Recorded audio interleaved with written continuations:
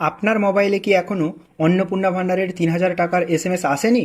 আপনার ব্যাংক অ্যাকাউন্টেও কি সেই টাকা জমা হয়নি?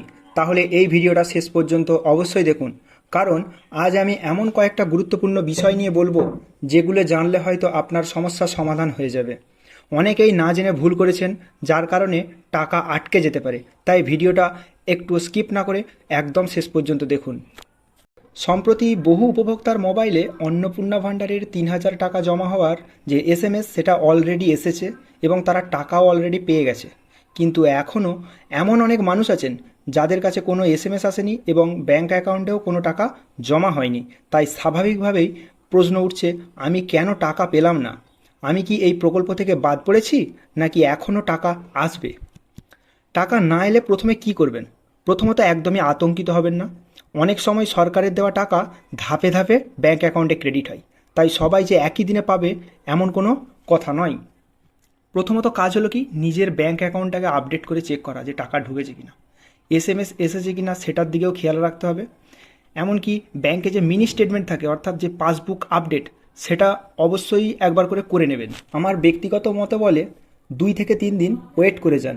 যদি 2-3 দিন পরেও টাকা না আসে, তাহলে যে কাজগুলি করতে হবে, প্রথমত আপনার আধার নাম্বার এবং ব্যাংক অ্যাকাউন্ট ঠিকভাবে লিঙ্ক আছে কিনা এবং ডিবিটি সঠিকভাবে রয়েছে কিনা সেটিকে যাচাই করতে হবে। দ্বিতীয়ত, আপনার ব্যাংক অ্যাকাউন্টটা অ্যাক্টিভ আছে কিনা সেটি নিশ্চিত করতে হবে এবং তৃতীয়ত, আপনার মোবাইল নাম্বার পরিবর্তন যদি করে থাকেন সেটি অবশ্যই চেক করে দেখবেন আপডেট হয়েছে কিনা। প্রয়োজনে আপনার নিকটস্থ যে সরকারি সহায়তা কেন্দ্র রয়েছে, যেমন সেটা গ্রাম পঞ্চায়েত হতে পারে অথবা মিউনিসিপ্যালিটি অথবা যে বিডিও অফিস রয়েছে, সেই সমস্ত আধিকারিক অফিসারের সঙ্গে গিয়েও এই বিষয়ে কথা বলতে পারেন এবং আপনার সমস্যার কথা তাকে জানাতে পারেন।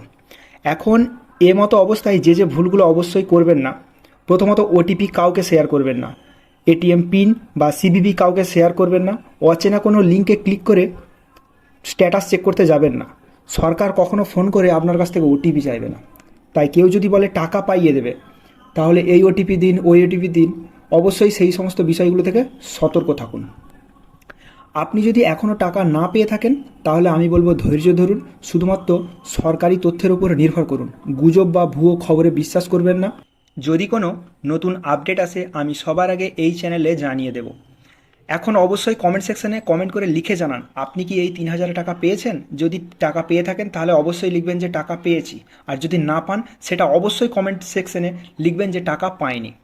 তাহলে বোঝা যাবে যে কতজন টাকা পেয়েছে এবং কতজন টাকা পায়নি। আর হ্যাঁ, ভিডিওটা ভালো লাগলে অবশ্যই একটা লাইক করুন, বন্ধুদের সঙ্গে ভিডিওটাকে শেয়ার করে দিন এবং পশ্চিমবঙ্গের সরকারি প্রকল্পের নির্ভরযোগ্য আপডেট সবার আগে পেতে আমাদের চ্যানেলটিকে সাবস্ক্রাইব করুন এবং পাশে থাকা বেল আইকনে ক্লিক করে অল নোটিফিকেশন অন করে রাখুন। তো ধন্যবাদ, দেখা হচ্ছে পরবর্তী আবার এক নতুন ভিডিওতে।